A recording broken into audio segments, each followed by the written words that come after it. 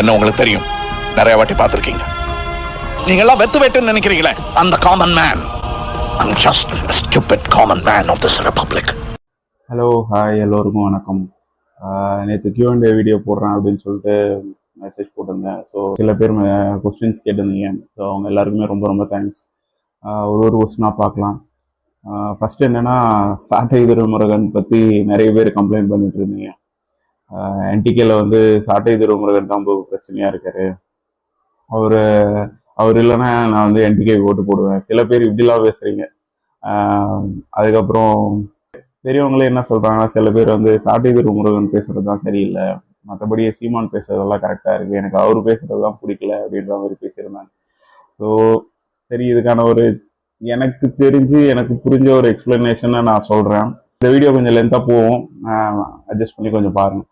என்னன்னா, சாட்டை திருமுருகன் வந்து ஏன் மாற்றி மாற்றி பேசுகிறாரு. ஃபர்ஸ்ட்டு வந்து அவர் ரஜினிக்கு எதிராக பேசினாரு. அதுக்கப்புறம் இப்போ ரஜினி பாலிடிக்ஸ் வரலன்னொடனே இப்போ ரஜினிக்கு ஆதரவாக சில ட்வீட்லாம் போடுறாரு அப்படின்னு சொல்லிட்டு பிஃபோர் ஆஃப்டர் அப்படின்ற மாதிரி ட்வீட்லாம் நிறைய பேர் போட்டிருந்தீங்க.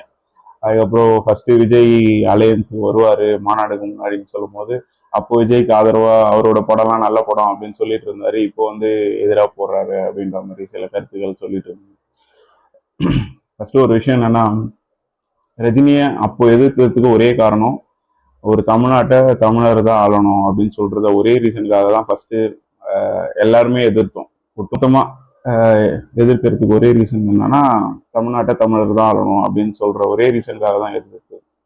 அதுவும் இல்லாம ஒரு திரை கவர்ச்சி வச்சு மட்டுமே வந்து நம்ம தமிழ்நாட்டு மக்களோட பிரச்சனையெல்லாம் புரிஞ்சு ஆட்சி செய்ய முடியாது அப்படின்ற ஒரு ரீசனுக்காக தான் ரஜினியை அப்போ எதிர்த்து. அவரு லேட்டரா வந்து என்ன பண்ணாருன்னா, இல்லை நான் அரசியலுக்கு வரல, உடம்பு சரியில்லை அப்படின்னு சொல்றதுனால அவர் அரசியலுக்கு வரலன்னு சொல்லிட்டாரு. அதுக்கப்புறம் அவரை எதிர்த்து அரசியல் பண்ண வேண்டிய அவசியம் வந்து நாம் தமிழருக்கும் கிடையாது, சாட்டை திருமுருகனுக்கும் கிடையாது. ஸோ அவர் பண்ண நல்லது சொல்லலாம். ஸோ அது தப்பு இல்லை. ஒரு விஷயம் என்னன்னா, நம்ம எல்லாருமே ஒரு லைஃப் கடந்து வந்துட்டு இருக்கோம். ஒரு 10 வருஷத்துக்கு முன்னாடி நமக்கு இருக்கிற பாயிண்ட் ஆஃப் வியூ வேற மாதிரி இருக்கும், 10 வருஷத்துக்கு அப்புறம் நமக்கு இருந்த பாயிண்ட் ஆஃப் வியூ வேற மாதிரி இருக்கும். ஒரு சின்ன எக்ஸாம்பிள், நான் எப்படி பாக்குறேன்னா, 2 வருஷத்துக்கு முன்னாடி நான் பார்த்த விஜய் வேற, இப்போ 2026 நான் பாக்குற விஜய் வேற. இப்போ நான் பேசுற கருத்துலாம் வந்து அப்போ என் ஃப்ரெண்ட்ஸுக்கெல்லாம் தெரியும் நான் எனக்கு விஜய்னா எவ்வளவு பிடிக்கும்னு சொல்லிட்டு. ஸோ அவங்களும் வந்து கேட்கலாம், ஏண்டா அப்போ வந்து விஜய் வேற மாதிரி பார்த்த, இப்போ வந்து வேற மாதிரி பாக்குற, இதுக்கு முன்னாடி ரஜினியை வேற மாதிரி திட்டின, இப்போ வந்து போழற அப்படின்னு திட்டலாம். நான் ஆல்ரெடி நிறைய வீடியோல சொல்லியிருக்கேன். அடுத்த நிலைப்பாடுல வந்து நான் இப்போ வந்து ரியலைஸ் பண்றேன், ஒருவேளை அவர் அரசியலுக்கு வந்து அவரும் இந்த மாதிரி தான் கஷ்டப்பட்டிருப்பாரோ. அவர் எடுத்த டிசிஷன் எவ்வளவு பெரிய நல்ல டிசிஷன்.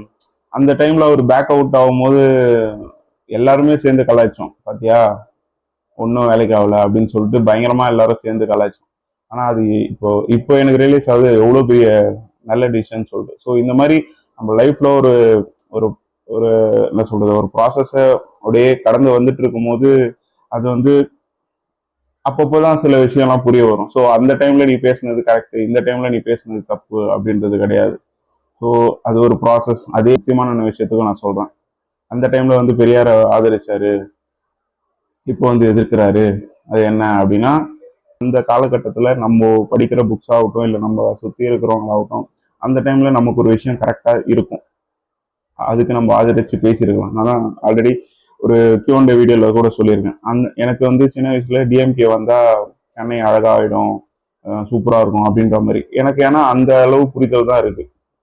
ஸோ அந்த புரிதல் வச்சு நான் அந்த டைம் நான் என்னை சுத்தி இருக்கிறவங்க கிட்ட அப்படி பேசியிருக்கலாம். ஸோ அதே மாதிரிதான் சீமானண்ணா அந்த டைம்ல பேசின அரசியல் வந்து அந்த காலகட்டத்துக்கு அவருக்கு அந்த டைம்ல பிடிச்ச அரசியலா இருக்கும். அதுக்கப்புறம் நம்ம லேட்டரா வந்து நம்ம சில விஷயம் படிச்சு சில விஷயம் நம்மளுக்கு புரியும் இல்லையா. ஏன்னா பேசிக்காவே வந்து 2009க்கு முன்னாடி வரையும் சீமானண்ணன் திமுக தான் இருந்திருக்காரு, திமுக ஆதரிச்சு தான் எல்லாத்தையும் பேசியிருக்காரு. அவருக்கு எப்படி 2009க்கு அப்புறம் ஒரு படிப்புன்னு வந்துச்சுன்னா, 2009ல இனப்படுகொலை நடந்து நமக்கு அதுக்கப்புறம் தான் திராவிடர்கள்னா வேற, தமிழர்கள்னா வேறன்ற படிப்புனையும் அதுக்கப்புறம் தான் வருது. ஸோ அதுக்கப்புறம் நம்ம வந்து லேட்டரா கொஞ்சம் கொஞ்சமா நிலைப்பாடு மாறுறோம்.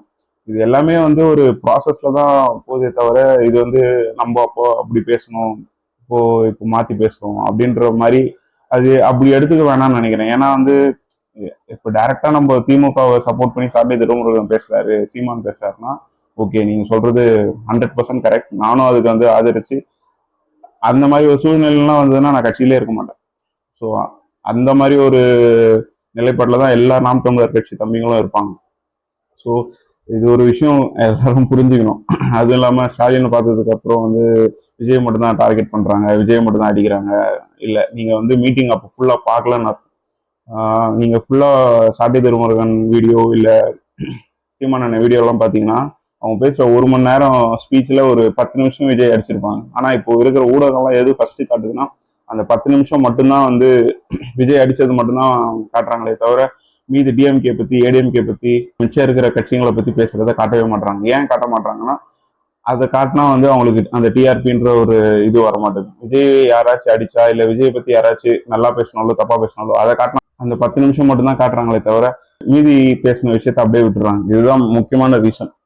அதுக்கப்புறம் வந்து 2வது கேள்வி என்னன்னா தமிழ் தேசியம். தமிழ் தேசியம் ஏன் வந்து மஸ்ட், ஐடியாலஜி ஏன் பார்க்கணும் அப்படின்ற மாதிரி ஒருத்தர் கேட்டிருந்தார். ஒன்றும் இல்லை, என்னோட புரிதல் இருந்து நான் எல்லாத்தையும் சொல்றேன். ஒரு ஐடியாலஜி ஏன் முக்கியம் அப்படின்னு நான் நினைக்கிறேன்னா வந்து ஒரு ஐடியாலஜி வச்சு ஒரு கட்சி பில்ட் ஆச்சுன்னா அந்த ஐடியாலஜியே ஒரு ஒரு குறிப்பிட்ட சதவீத ஓட்டை வந்து ஹோல்ட் பண்ணி வச்சிருக்கும். இப்போ டிஎம்கே இருக்குன்னா அது திராவிடன்ற ஒரு ஐடியாலஜி இருக்கு. ஸோ அது சரியோ தப்போ அந்த ஐடியாலஜி அவங்க ஃபாலோ பண்றாங்க. ஸோ அதுக்கான ஒரு ஓட் பர்சன்டேஜ் அவங்க பிடிச்சி வச்சிருப்பாங்க. ஓட் பர்சன்டேஜ் நான் எது சொல்றேன்னா அந்த ஐடியாலஜி பேஸ் பண்ணி சில விஷயம்லாம் அவங்க பண்ணும்போது அந்த ஐடியாலஜி பிடிச்சி இருக்கிறாங்களா அந்த ஓட்டு எப்பவுமே மாறவே மாறாது. அந்த ஐடியாலஜிக்கு அந்த ஓட்டு கன்ஃபார்மா இருக்கும். அதே மாதிரி தான் என்டிகே பொறுத்தவரை தமிழ் தேசியம் ஒரு ஐடியாலஜி, அதுக்கப்புறம் பிஜேபி இந்து தேசியம்ன்றது ஒரு ஐடியாலஜி. இந்த ஐடியாலஜியில எல்லாத்துலயும் நிறைய நல்லது இருக்கலாம், சிலது தப்பு இருக்கலாம், அது விட்டுருங்க. ஆனா ஐடியாலஜின்றது கண்டிப்பா முக்கியம். ஐடியாலஜி இல்லாம என்ன நான் நல்லவன், நான் வந்து மக்களுக்கு நல்லது செய்ய வந்திருக்கேன் அப்படின்னு வச்சு ஓட்டு போறது, அது எப்படின்னா வந்து உனக்கு ஐடியாலஜி அப்ப தெரியலன்னு அர்த்தம். இதுதான் முக்கியமானது ஒரு ரீசன். ஃபார் எக்ஸாம்பிள் தமிழ் தேசிய ஐடியாலஜி ஏன் முக்கியம் அப்படின்னா இப்போ ஹிந்தி இம்போசிஷன் மத்திய அரசு எடுத்துட்டு வராங்கன்னு வச்சுக்கோங்களேன். அந்த ஐடியாலஜி நீ அந்த ஐடியாலஜி பேஸ் பண்ணி நீ ஒரு கட்சியில் இருக்குன்னா அந்த ஐடியாலஜி உனக்கு சொல்லும் இந்த ஹிந்தி இம்போசிஷனுக்கு நீ எப்படி ரியாக்ட் பண்ணணும், எந்த மாதிரி எதிர்வினை ஆற்றணும்ன்றது நீ சொல்லும். அந்த ஐடியாலஜி படி நீ இருந்தனா இந்த ஹிந்தி இம்போசிஷனுக்கு எதிராக நீ என்னென்ன பண்ணணும் அப்படின்றத அந்த ஐடியாலஜி தான் கற்றுக் கொடுக்கணும். இப்போ ஜல்லிக்கட்டு ப்ரொடெஸ்ட் எப்படி வந்துச்சுன்னா அது ஒரு தமிழ் தேசிய ஐடியாலஜி. நீ வந்து நாட்டு மாற்ற பாதுகாக்கணுன்றது தமிழ் தேசிய ஐடியாலஜில இருக்கு.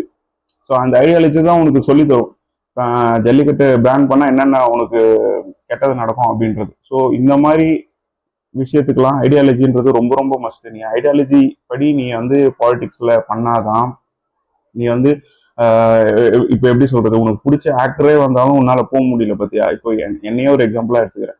எனக்கு விஜய் அண்ணனா அவ்வளோ பிடிக்கும், ரஜினின்னா அவ்வளோ பிடிக்கும். ஆனா அவங்க கட்சி ஆரம்பிக்கிறாங்க, அவங்க கட்சியில சேர்றாங்கன்னு சொல்லும் போது என்னால போக முடியல. அந்த என்னால இந்த நாம் தமிழர் கட்சியை தவிர வேற கட்சியை யோசிச்சு கூட பார்க்க முடியல. ஏன்னா அந்த ஐடியாலஜி என்னை பிடிச்சி வச்சிருக்கு. நான் இப்பவும் சொல்றேன், சீமான் அண்ணனுக்காகவோ இல்லை சீமான் அண்ணன் கூட நிக்கணுன்றதுக்காகவோ நாம் தமிழர்ல இல்லவே இல்லை. எனக்கு தமிழ் தேசியம் வளரணும், தமிழ் தேசியம் ஜெயிக்கணும், அந்த ஒரே ஒரு விஷயத்துக்காக மட்டும்தான் நான் நாம் தமிழர்ல இருக்கேன். இதுதான் முக்கியமான விஷயம்.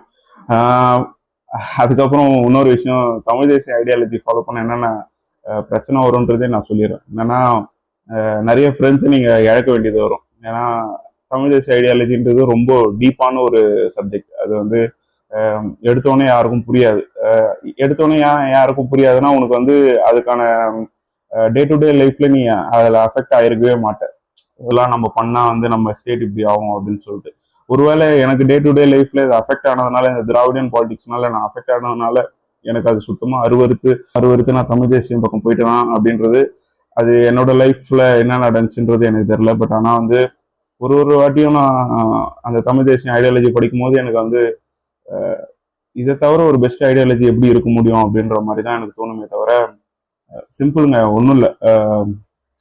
ஈஸியானது யார் வேணாலும் செஞ்சிடலாம், ஆனால் சரியானதை செய்யணும். அதுதான் தமிழ் தேசியம். ஈஸியானது எல்லாருமே செஞ்சிடலாம், ஆனால் சரியானது மட்டும்தான் செய்யணும். இப்போ நான் ஈஸியாக வந்து ஃபார் எக்ஸாம்பிள் சொல்கிறேன்னா, ஈஸியாக வந்து நான் விஜய் அண்ணனுக்கு சப்போர்ட் பண்ணிட்டு என்னை சுற்றி இருக்கிறவங்க எல்லாரும் பாடுறா செம்மையாக பேசுகிறான், விஜய் அண்ணனுக்கு முட்டு கொடுக்குன்னா என்னால் இப்போ போடுறாங்களா, இப்போ சப்போர்ட் பண்ணாங்களா, அதை விட என்னால் பயங்கரமாக முட்டு கொடுக்க முடியும். அதுக்கேற்ற மாதிரி என்னால் மாற்றி மாற்றி பேசிக்க முடியும். ஆனால் அது சரியில்லைல்ல. அது ஈஸியானது நான் ஈஸியாக பண்ணிட்டு போயிடலாம். ஆனா எப்பவுமே சரியானது மட்டும்தான் செய்யணும். ஃபியூச்சர் ஜென்ரேஷன் எது கரெக்டோ அது மட்டும்தான் செய்யணும். ஸோ அதனால மட்டும்தான் நான் தமிழ் தேசியத்துக்கு பின்னாடி இருக்கனே தவிர வேற எந்த ஒரு விஷயமும் இல்லை. சீமான் அண்ணனுக்காகவோ இல்லை நாம் தமிழர் கட்சிக்காகவோ. மூணாவது கொஸ்டின் என்னன்னா, விஜய் அட்டாக். ஏன் எப்போ பார்த்தாலும் விஜய் அட்டாக் பண்றீங்க, மாத்தி மாத்தி பேசுறீங்க? ஒரு சில பேர் வந்து ஒரு சில பேர்கிட்ட சொல்லியிருக்காங்க, சீமான் தான் மாத்தி மாத்தி பேசுறாரு, விஜய் நல்லவன் தான், விஜய் கரெக்டா பேசுறான் அரசியல், சீமான் அப்போ வேற மாதிரி பேசுறான் இப்போ வேற மாதிரி பேசுறான். ஒன்றும் இல்லை, சொல்லி காட்டுற மாதிரி இருக்கும். ஆனா ஒரு விஷயம் மட்டும் புரிஞ்சுக்கோங்க, 2014 கத்தி பிரச்சனையிலேருந்து ஸ்டார்ட் ஆகி கடைசி படம் உங்களுக்கு ஜனநாயகனுக்கு வரையும் குரல் கொடுத்தது சீமான் அண்ணன் ஒருத்தர் மட்டும்தான். வேற ஒரு அரசியல்வாதி கூட உங்க பின்னாடி இல்லை. அப்பெல்லாம் உங்களுக்கு தெரியலையா சீமான் அண்ணன் மாத்தி மாத்தி பேசுறாருன்னு சொல்லிட்டு? சீமான் அண்ணன் திட்டும் போதெல்லாம் அவரை திட்டினீங்க, ஜனநாயகனுக்கு குரல் கொடுத்தாரு, அப்பயும் நீங்க எதுவுமே பேசவே இல்லை. அப்போ சீமான் அண்ணன் தப்பா இருக்காரா, விஜய் அண்ணன் தப்பா இருக்காரா? ஒன்றும் இல்லை, விக்கிரவாண்டி மாநாடு முன்னாடி நடக்கிற வரையும் நான் உட்பட, என் சீமான் அண்ணன் உட்பட, நாம் தமிழரும் தமிழக வெற்றி கழகம் அலையன்ஸ் போட்டு இந்த தேர்தலை சந்திக்க போறதை எல்லாருமே நினைச்சிட்டு இருந்தோம். ஏன்னா வந்து விஜய் அண்ணன் அப்படிப்பட்ட அரசியல தான் சினிமாலையும் பேசிட்டு இருந்தாரு. அதுக்கு முன்னாடி மாநாடு வர வரையும் சீமான் அண்ணன்கிட்டயும் அதான் பேசிட்டு இருந்தாரு. இப்போ மாத்தி மாத்தி பேசுறாரு சீமான் அண்ணன் அப்படின்னு சொல்றீங்களே, ஒரே ஒரு எக்ஸாம்பிள் சொல்றேன். கடைசி 10 நாளுக்கு முன்னாடி வரையும் விஜய் யார் கூட கூட்டணி பேசிட்டு இருந்தாருன்றது உங்க எல்லாருக்குமே தெரியும். காங்கிரஸ்ன்ற ஒரு கட்சி அவர்கிட்ட அலையன்ஸ் வரும்ன்றதுக்காக பேசிட்டு இருந்தாரு. மனசாட்சி தொட்டு சொல்லுங்க, காங்கிரஸ் கூட அலையன்ஸ் வச்சா தமிழக வெற்றி கழகம் தமிழர்களுக்கு நல்லது பண்ணும்னு நீங்க நினைக்கிறீங்களா? காங்கிரஸ் கூட கூட்டணி வைக்கிறது எவ்வளவு பெரிய இன துரோகம் நம்ம தமிழக மக்களுக்கு அவங்க பண்றது. மனசாட்சி தொட்டு சொல்லுங்க. இதுல யாரு தப்பு தப்பா டிசிஷன் எடுக்கிறா, யாரு மாத்தி மாத்தி பேசுறா? நம்ம இனத்தையே ஒரு அழிச்சு முடிச்ச கட்சி கூட உங்க விஜய் அண்ணன் அலையன்ஸ் பேசிட்டு இருந்தார். இதெல்லாம் உங்களுக்கு தப்பாவே தெரியலையாடா? மனசாட்சி தொட்டு சொல்லுங்கடா. காங்கிரஸ் கூட கூட்டணி வச்சா தமிழக மக்கள் உங்களை மன்னிப்பாங்களா? அப்பனா அவருக்கு என்ன ஒரு நோக்கமா இருக்கு? சொல்லதெல்லாம் ரொம்ப டீப்பா பேசினா, இப்போ எப்படின்னா தமிழக வெற்றி கழகத்துல இருக்காங்களா அவங்களுக்கு எல்லாம் எப்படின்னா, இப்போ ஈழத்துல இருக்கிறவங்க எல்லாம் நம்ம சொந்தக்காரங்க அப்படின்ற ஒரு ரியலைசேஷனே அவங்களுக்கு வரமாட்டுது. இப்போ அவங்க ஏகப்பட்ட பேரை வந்து ரேப் பண்ணி கொத்து கொத்தா குண்டுகளை போட்டு கொண்டு இருக்காங்க. உன் அக்கா தங்கச்சியை கொண்டு இருக்காங்க. அது உனக்கு ஒரு இழப்பாவே தெரியல. அது ஒரு இழப்பா தெரிஞ்சிருந்தா நீ வந்து இதுக்கெல்லாம் நீ ஃபயர் விட்டுட்டு இருக்க மாட்டேன். உங்க அண்ணனுக்கு சப்போர்ட் பண்ணி பேசி வந்துருக்க மாட்டேன். அவன் எப்போ வந்து சாரி அவன் சொன்னதுக்கு, பட் ஆனா வந்து காங்கிரஸ் கூட கூட்டணி வைக்கிறான்னு சொல்லும் போது எனக்கு என்ன மரியாதை கொடுக்கணும்ன்றதே தெரியல. அவர் எப்போ வந்து காங்கிரஸ் கூட கூட்டணி பேச்சுவார்த்தைலாம் தொடங்கி பேசிட்டு இருந்தாரோ அப்போவே முடிஞ்சு, எல்லாமே முடிஞ்சு. அதுக்கப்புறம் என்ன சொல்றது, நீ எதுக்குடா அரசியலுக்கு வந்த அப்படின்ற மாதிரிதான் இருக்கு எனக்கு. காங்கிரஸ் கூட கூட்டணி போய் தான் வின் பண்ணோன்னு நீ வின் பண்ணவே வேணாமே. சரி ஓகே, தமிழக வெற்றி கழகத்துக்கிட்ட பசங்கிட்ட நான் ஒன்று சொல்லிக்கிறேன். இப்போ நீங்க உங்களால வந்து பிரச்சாரத்துக்கு என்ன லட்சணத்துல வராருன்றது உங்களுக்கு தெரியும். அதுவும் இல்லாம அவர் கட்சி ஆரம்பிச்சு எவ்வளோ பயங்கரமா வேலை செஞ்சுட்டு இருக்காருன்றது உங்க எல்லாருக்குமே தெரியும். அதை நான் சொல்லி தெரிய வேண்டிய அவசியம் தான் இல்லை. ஒருவேளை உங்க கட்சி வின் பண்ணிருதுன்னு வச்சுக்கோங்களேன், நீங்க வின் பண்ணிடுறீங்க. ஆட்சி மற்றபடி அவர் பாக்குறது எல்லாமே ஈஸியா நடக்கும் நீங்க நம்புறீங்களா? நேற்று சொல்லியிருக்காரு ஒரு மீட்டிங்ல, என்னை வந்து பாக்குறதெல்லாம் ரொம்ப ஈஸி, தொகுதிக்கு ரெண்டு வாட்டி வருவேன் அப்படின்ற மாதிரி சொல்லியிருக்காரு மாசத்துக்கு. அதெல்லாம் நடக்கும் நீங்க நம்புறீங்களா? ஒரு பவர் வரதுக்கு முன்னாடியே ஒரு இப்படி இருக்கும்போது பவர்லாம் வந்துட்டா அவரை பார்க்க முடியும் நீங்க நம்புறீங்க? எனக்கு தெரியல. அது காலம்தான் அவங்க எல்லாருக்கும் பதில் சொல்லணும்னு நான் நினைக்கிறேன். ஒரு சில டைம் என்ன தோணுதுன்னா, அவருக்கு ஆட்சிக்கே வந்துட்டோம் அப்படின்ற மாதிரி தோணுது. ஏன்னா ஆட்சிக்கு வந்து இந்த லட்சணத்தெல்லாம் பார்த்துட்டு, அவரு ஆட்சி செய்யற லட்சணத்தெல்லாம் பார்த்துட்டு இந்த மக்கள் வந்து அடுத்து எவனாச்சும் சினிமால இருந்து அரசியலுக்கு வந்தா அவனையே ஃபர்ஸ்ட் இவரு தான் கடைசியா இருக்கணும்னு நான் நினைக்கிறேன். இப்படிலாம் தோணுது. ஒரு வேலை வந்துட்டு மக்கள் புரிஞ்சுக்கிட்டோம். ஆனா அப்ப கூட மக்களுக்கு ரியலைஸ் ஆகுமான்னு தெரியல. ஏன்னா இந்த அளவுக்கு ஆகியே வந்து மக்களுக்கு ரியலைஸ் ஆகாத போது 5 வருஷம் கழிச்சு கூட மக்கள் ரியலைஸ் பண்ணுவாங்களான்றது எனக்கு தெரியல. ஸோ சீமான் அண்ணெல்லாம் மாத்தி மாத்தி பேசல. சீமான் அண்ணன் எப்பவுமே தமிழ் தேசியம் மட்டும்தான் பேசிட்டு இருக்காரு. தமிழ் தேசியத்துக்கு வருவாருன்னு விஜயை நம்பினாரு. கழுத்தறுத்தது விஜய் மட்டும்தான். இன்னைக்கு ஈவே ராமசாமி கொள்கை தலைவர்னு அவர் அறிவிச்சாரோ அன்னைக்கே எல்லாம் முடிஞ்சு. அதுக்கப்புறம் இழுத்து போட்டு சாத்துறதை தவிர வேற வழியே கிடையாது. இது அடுத்தது என்டிகே தோத்துருச்சுன்னா என்ன ப்ரோ பண்ணுவீங்க அப்படின்ற மாதிரி சில தம்பிங்கிட்ட நான் சொல்லிக்கிறேன். எனக்கு தோக்குறது பெரிய விஷயமே எனக்கு பரவல. என்னன்னா வலிக்கும், நானும் மனுஷன் தானே. கண்டிப்பாக வலிக்கும். ஒரு 2-3 நாள் அந்த வலி கண்டிப்பாக இருக்கும். ஏன்னா வந்து எஃபர்ட் போட்டது அவ்வளோ எஃபர்ட் போட்டதாக இருக்கட்டும். நான் எஃபர்ட் போடுறதை பற்றிலாம் நான் பேசல. ஒரு மாதம் வீடியோ போட்டுட்டு இருக்கேன், நான் தமிழர் ஆதரவா, நான் பெரிய வேலை பண்ணிட்டேன். அந்த எஃபர்ட்காகலாம் சத்தியமாக நான் ஃபீல் பண்ணவே இல்லை. ஃபீல் பண்ணுற ஒரே என்னன்னா, களத்தில் வந்து வெயிலும் மழையும் பார்க்காம அவ்வளோ இந்த ஒரு மாதம் எவ்வளோ வெயில் இருக்குன்னு நமக்கு ஒரு 10 நிமிஷம் வெயிலில் போயிட்டு வந்தாலே தலைலாம் கிரு கிரு கிருன்னு சுத்துது. ஸோ அந்த மாதிரி ஒரு சுச்சுவேஷன்ல மக்களுக்காக எதையுமே எதிர்பார்க்காம, ஒரு 100 ரூபாய் காசு கூட எதிர்பார்க்காம மக்களுக்காக உழைச்சிருக்காங்களா இந்த 2 மாசம்? 2 மாசம்ன்றது இல்லை, 5 வருஷமா உழைக்கிறாங்க. ஆனா இந்த 2 மாசம் மக்களுக்காக பிரச்சாரம் பண்ணி உழைச்சிருக்காங்களா? அவங்களோட நிலைமையை நினைச்சு பார்த்து தான் நான் அந்த ஒரு 2-3 நாள் ஃபீல் பண்ணுவேனே தவிர, மற்றபடி வந்து ஐயோ நம்ம தோத்துட்டோம், அவ்வளவுதான் முடிஞ்சு அப்படின்லாம் நான் யோசிச்சதே கிடையாது. இப்ப யோசிச்சு என்ன பண்ண முடியும்? பேசாம நம்ம வேற ஒரு கட்சிக்கு ஓட்டு போடலாம்னா எந்த கட்சிக்கு ஓட்டு போடுறது? விஜய் கட்சிக்கா, திமுகக்கா, அதிமுகக்கா? அதுக்கு நான் ஓட்டே போடாம இருந்துருவேன். ஸோ அந்த மாதிரி ஒன்றும் தோத்துட்டா வந்து அவ்வளோதான், அப்படியே உடஞ்சி உளுந்து வேற ஒரு கட்சிக்கு பேசலாமா அப்படின்றதெல்லாம் சுத்தமா மைண்ட்ல வராது. என்னன்னா தவிர மேக்ஸிமம் ஒரு 1 வீக், அதுக்கப்புறம் மறுபடியும் 0ல இருந்து ஸ்டார்ட் ஆகிற ப்ராசஸ் தான். அதுக்கப்புறம் அப்படியே ஓட ஆரம்பிக்க வேண்டியதுதான்.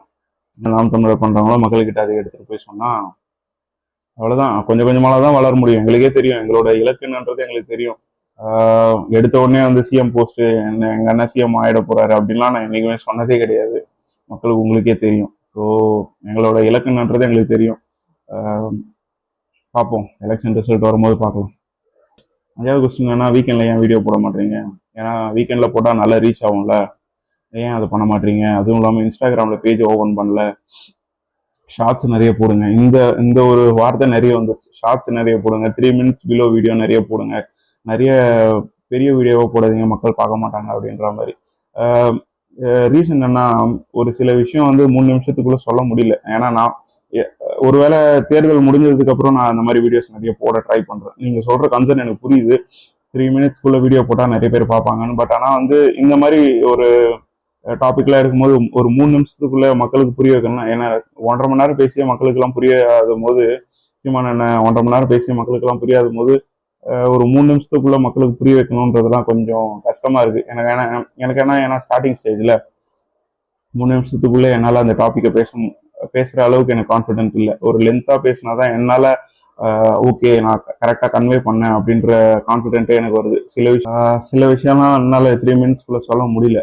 டீட்டெயிலாக சொன்னாதான் மக்களுக்கு புரியும் அப்படின்றதுக்காக தான் சில வீடியோலாம் ஒரு லென்த்தா ஒரு 9 minutes 12 minutesலாம் போயிடுது. ஸோ Q&Aலாம் கண்டிப்பாக என்னால் ஒரு 9 minutesக்குள்ளெல்லாம் பேசவே முடியாது. ஏன்னா கொஸ்டின் கேட்குறதெல்லாம் அந்த மாதிரி கொஸ்டினாக இருக்குது. அதுவும் இல்லாமல் சில வீடியோலாம் நான் எடிட் பண்ணும்போது பார்ப்பேன், ஐயோ இந்த பாயிண்ட்டை விட்டனே அப்படின்ற மாதிரி அந்த டைம்ல தோணும். பேசாமல் எடுத்துடலாமா, நடுவில் வந்து இன்சர்ட் பண்ணலாமா அப்படின்லாம் தோணும். சரி வேணாம், இதுக்காக மறுபடியும் எடுக்கணும் அப்படின்ற மாதிரி விட்டுருவேன். ஸோ 9 minutes போடுற வீடியோக்கு சில பாயிண்ட்ஸ்லாம் நான் சொல்ல மாட்டேன்ட்டணும் அப்படின்ற மாதிரி தோணும். ஸோ மேக்ஸிமம் வந்து இந்த எலெக்ஷன் முடிகிற வரையும் தான் இந்த மாதிரி ஒரு நம்ம பாலிடிக்ஸ் பயங்கரமாக பேசிட்டு இருக்கோம்ல. ஸோ இந்த மாதிரி வீடியோஸ்லாம் கொஞ்சம் லென்த்தாக போகும்னு நான் நினைக்கிறேன். மற்றபடி சில பிளான்ஸ்லாம் இருக்குது, பெங்களூர் எக்ஸ்ப்ளோர் பண்ணலாம், பெங்களூர் எக்ஸ்ப்ளோர் பண்ணி சில வீலாக்ஸ்லாம் போடலாம் அப்படின்ற மாதிரி. ஸோ அந்த மாதிரி வீடியோஸ்லாம் நான் கொஞ்சம் ஷார்ட்டாக போட ட்ரை பண்ணுறேன். அதுவும் இல்லாமல் மக்களுக்கு அந்த மாதிரி வீடியோஸ் போடுறது தான் பிடிச்சிருக்கு. ஸோ பெங்களூர் ரீசெண்டாக ஒரு எக்ஸ்போ மாதிரி ஒன்று போயிருந்தேன், அதுக்கு பார்த்தீங்கன்னா 100+ வியூஸ் போயிருக்கு. நம்ம பாலிடிக்ஸ் பேசினா அந்த அளவு வியூஸ் போகல. ஸோ மக்கள் வந்து என்டர்டெயின்மெண்ட் மட்டும்தான் எதிர்பார்க்குறாங்க. ஓகே பார்ப்போம், அதுவும் நம்ம போடுவோம். மூவி ரிவ்யூஸும் போடுவோம். ரீசெண்டாக வந்து யூத் மூவி பார்த்துருந்தேன். சரி அதை பற்றி ரிவ்யூ போடலாமா அப்படின்னு பார்த்தா அது OTTலயே வந்துருச்சு. ஸோ இதுக்கு மேலே ரிவ்யூ போட்டால் என்ன போடலாம்னா என்ன அப்படின்ற மாதிரி இருந்துச்சு. பட் ஆனால் பழைய படத்தை பற்றியும் எனக்கு பிடிச்ச படத்தை பற்றிலாம் பேசலாம் அப்படின்ற ஒரு ஐடியா இருக்குது. யூத்தை பற்றியும் நான் பேசுகிறேன். எனக்கு அந்த படம் ரொம்ப பிடிச்சிருந்துச்சு, ஒரு மாதிரி ஃபீல் குட் மூவியாக இருந்துச்சு. பேசுகிறேன், படத்தை பற்றியும் நிறைய பேசுகிறேன். ஃபஸ்ட்டு எலெக்ஷன் முடியட்டும், நம்ம நாம் தமிழர் ஒரு இடத்துக்கு எடுத்துகிட்டு போய் வச்சிருவோம், அதுக்கப்புறம் நம்ம வந்து மற்ற வேலையெல்லாம் நம்ம ஸ்டார்ட் பண்ணுவோம் அப்படின்ற மாதிரி தான் இருந்துச்சு. அது சில டைம் வந்து வீடியோவே போட முடியாத ஒரு மைண்ட் செட் இருக்கும், என்னடா அப்படின்ற மாதிரி இருக்கும். ஸோ இந்த மைண்ட் செட்லாம் தெரில, அது எப்போ சரியாகும்ன்ட்டு மேக்ஸிமம் நான் அவாய்ட் பண்ணிடுறேன். வீடியோ போடுறேன், ரெகுலராக வீடியோ போடுறேன், வீக்கெண்ட்ஸ்ல நான் வீடியோ போட ட்ரை பண்ணுறேன். ஒன்றும் பெங்களூர் போகிற ரயில்வே ஸ்டேஷன் மாதிரியுமே ஒரு வீலாக் போட்டாலே அது வந்து ஒரு 1.5 மணி நேரம் ட்ராவல். அது என்னோட ஏரியாலேருந்து எலக்ட்ரானிக் சிட்டிலேருந்து அதுவே ஒரு வீலாக போடலாம். ஸோ அந்த மாதிரி ஒரு பயங்கரமான ஒரு எக்ஸ்பீரியன்ஸாக இருக்கும். அவ்வளோ டிராஃபிக்காக இருக்கும். ஓகே, நான் ரெகுலராக என்னோட டெய்லி அப்டேட்ஸ் கூட ஒரு வீடியோவாக போடலாம் அப்படின்ற மாதிரி இருக்கேன். பண்ணுறேன், நான் கண்டிப்பாக நான் பண்ணுறேன். அதுக்கப்புறம் 6th கொஸ்டின் வந்து கேட்டிருந்தாரு, நைட் லைஃப் வந்து இப்போது ஒரு அதிகமாகிடுச்சு சென்னையில், இதனால நம்ம ஹெல்த்லாம் வந்து பாதிக்கப்படுதா அப்படின்ற மாதிரி கேட்டிருந்தாரு. இது வந்து எப்படி சொல்றது, ஒரு நம்ம கல்ச்சர் கொஞ்சம் கொஞ்சமாக சேஞ்ச் ஆகிட்டே இருக்கு. ஸோ இதுக்கெல்லாம் நம்ம அடாப்ட் ஆகி தான் ஆகணும். ரெகுலராக நம்ம ஸ்லீப்பிங் பேட்டர்னே வந்து மாறிடுச்சு. ஸோ நம்ம 8 ஹவர்ஸ் சாலிடாக நம்ம தூங்குவோம். பட் ஆனால் இப்போ வந்து 6 ஹவர்ஸே மேக்ஸிமம் எனக்குலாம் 6 ஹவர்ஸ் மேலே தூக்கமே வர மாட்டேது.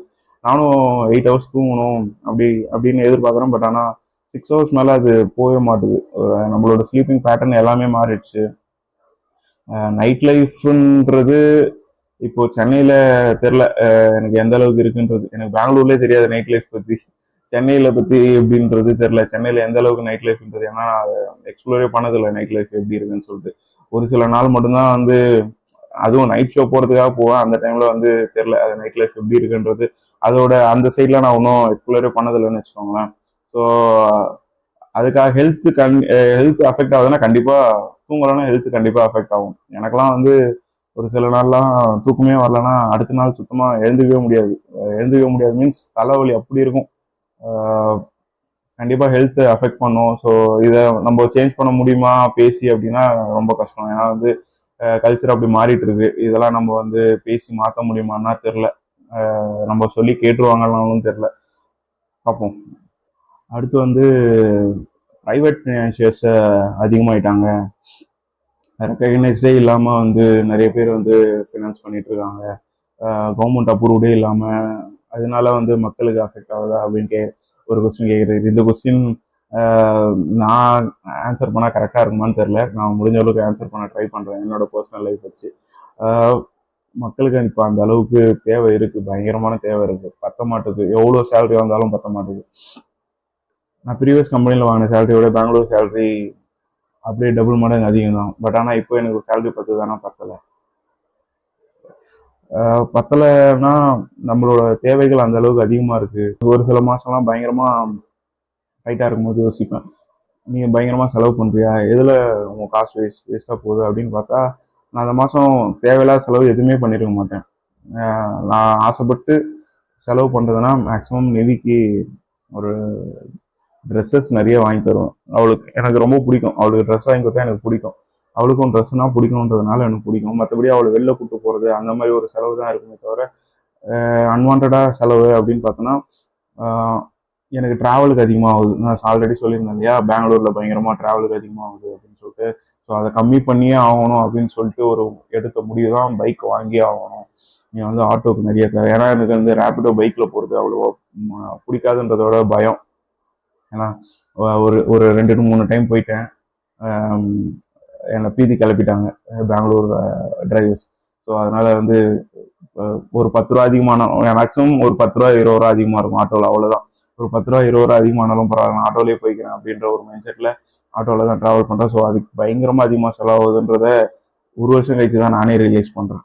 ஸோ அதை கம்மி பண்ணுன்ற ஒருக்காக தான் வண்டி வாங்கி ஆகணும் அப்படின்ற ஒரு டிசிஷன் எடுத்து தான் இப்போ வண்டி வாங்கி, ஸோ அதுக்கான செலவை கம்மி பண்ணி நம்மளுக்கு கொடுக்க வேண்டியவங்களுக்கெல்லாம் கொடுத்துடலாம் கடன் அப்படின்ற மாதிரி தான் இப்போ வண்டி வாங்கணும்னு முடிவு பண்ணி தான் இப்போ வண்டி வாங்குறேன்.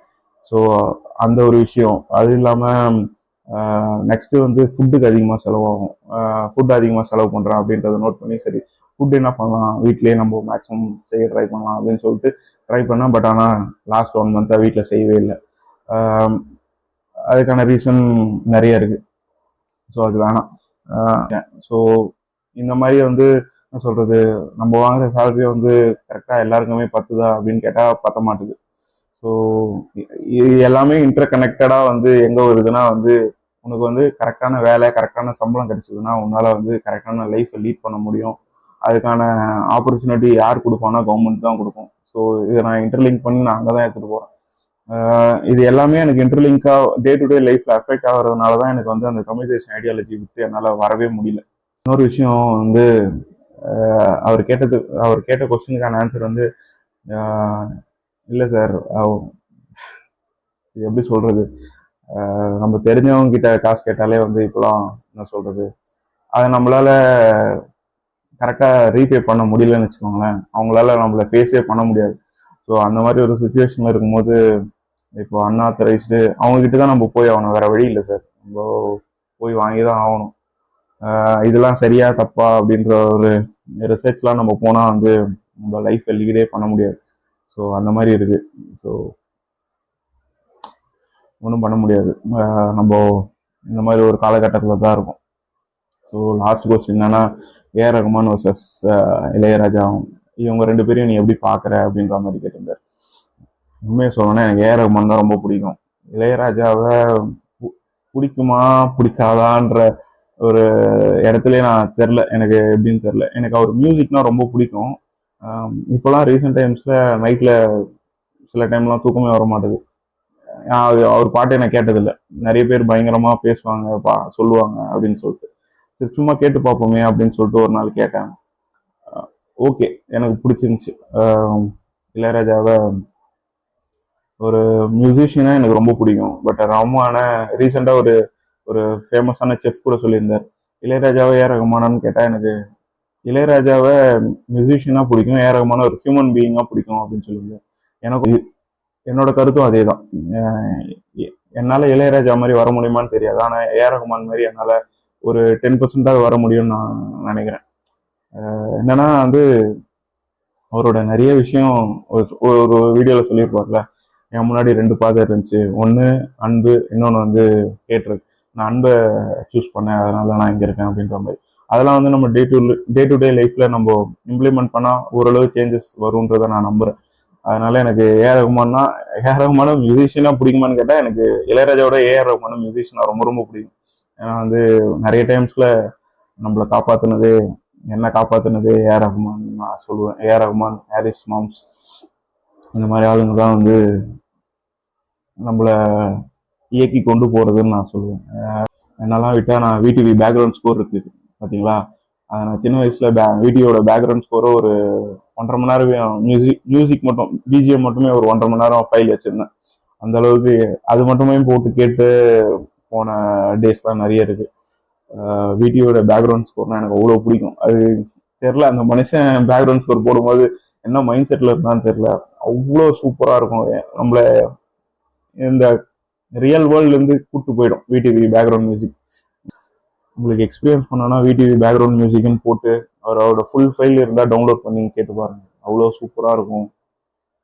ரியாலிட்டியிலேருந்து நீங்கள் விலைக்கு எங்கேயோ போயிடுவீங்க, ஒரு வேர்ல்டுக்கு அது கூப்பிட்டு போயிடும். விடிவி ஆகட்டும், அச்சம் என்பது மரமேடாவோட சாங்ஸ் ஆகட்டும், அதே மாதிரி விடிகே, ஐயோ அது பேர் வந்து அது வெந்து தணிந்தது காடு, வெந்து தணிந்தது காடு படத்தோட சாங்ஸ் ஆகட்டும், இது எல்லாமே வந்து என்னடா ஜிவிஎம் படமா சொல்லிட்டு இருக்க அப்படின்னா, எனக்கு என்னன்னா ஜிவிஎம் கூட ஏஆர் ரகுமான் சேரும்போது தான் அவரோட பெஸ்ட் வருதோ அப்படின்ற மாதிரி எனக்கு ஒரு ஃபீல். நிறைய பேர் மணிரத்னம்னு சொல்லுவாங்க, நான் ஜிவிஎம் கண்ணி இல்லையா, ஸோ எனக்கு ஜிவிஎம் தான் பிடிக்கும். ஸோ ஜிவிஎம் கூட வரும்போது தான் ஏஆர் ரகுமானோட ஃபுல் பொட்டன்ஷியல் வெளில வரதா நான் பார்க்குறேன். ஸோ அன்டவுட்டட்லி ஏஆர் ரகுமான் மட்டும்தான், வேற யாருமே கிடையாது. என்னால் அது யோசிச்சு கூட பார்க்க முடியல. நிறைய இளையராஜா ஃபேன் சண்டைக்கு வரலாம், இந்த கேள்வி கேட்டவரே பயங்கரமான ஒரு இளையராஜா ஃபேன் தான். பட் ஆனால் சாரி சார், என்னை பொறுத்த வரையும் ஏஆர் ரகுமான் த பெஸ்ட் அப்படின்னு தான் சொல்லுவேன். So thank you so much. Question கேட்ட எல்லாருக்குமே வந்து ரொம்ப ரொம்ப நன்றி. ரெஸ்பாண்ட் பண்ணி கொஸ்டின் கேட்குறீங்க. ஸோ உங்கள் எல்லாருக்குமே ரொம்ப ரொம்ப நன்றி. உங்கள் எல்லாரோட இன்புட்ஸும் நான் கண்டிப்பாக எடுத்துக்கிறேன். Thank you so much.